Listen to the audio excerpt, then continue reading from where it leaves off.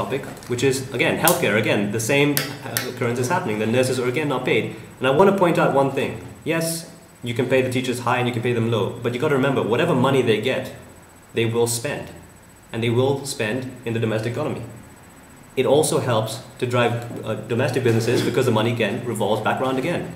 The lower you pay them, the less spending power they have, the less likely they're going to spend in the economy. Again, it slows down. The benefits are actually more than you can actually imagine. It's more than just the education, it's more than just the health. So what do you guys have to say about just the knock-on effects of this? Less spending power for people who should have dispensable income. I think what you're talking about here is the PPP, purchasing power parity. What I noticed about us as Kenyans, just slightly diverting away from the good leadership aspect, is that our PPP tends to be pretty low. I mean, you think about how much we earn in a month. You think about the tax. We are what, the second highest taxed country in the world. And then you think about, you know, what the expenses you have to dish out on a weekly, on a daily basis. Where does this leave space for any, you know, kind of dispensable income? Disposable income. And then, you know, therefore we have to think about our PPP and how we can increase our PPP. And I believe a good leader, you know, is somebody, right, who will create those opportunities, who will create the economy that will, you know, result in increased PPP. And when we have increased PPP, we'll be more kind of financially free. We will have that freedom to, you know, have the opportunity to spend more outside our constraints, outside what we have to spend, right? So I think the facilitation, you know, of the increase of PPP is very important. I think that's not a very hard statistic to crack, because there are only two ways of doing that: either increasing the salaries or reducing on the taxes. Those are the only two options that exist.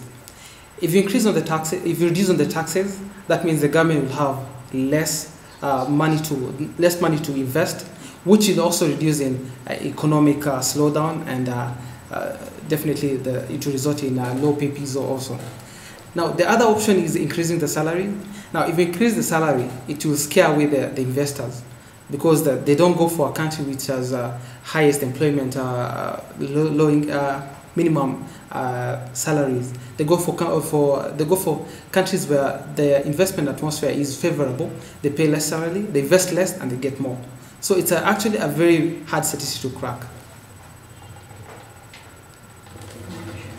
And unfortunately, as much as the discussion is actually really interesting, we've actually run out of time.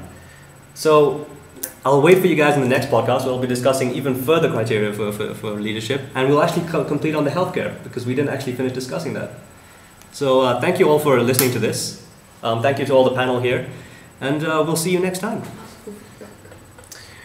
Just as a closing note here, ladies and gentlemen, the Kenyan population, everybody who's been listening to us, we thank you for taking the time to listen to what we have to say about the criteria for leadership. You might have your own.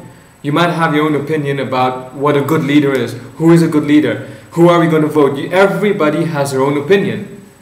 But we are trying to facilitate that, that debate that will go around, that will essentially enlighten the crowds and make them think before they vote. That is what we try to do as the NDGK. We try to make people think as they vote. And with that, please feel free to leave any feedback in the comment section below. Right on our Facebook wall. Anything, message us. If you want a chance to contribute to our discussions, or if you want to make a guest appearance next time. But definitely, guys, until the next time, keep it Kenyan, keep it real. NDGK is with you all the way. Take care.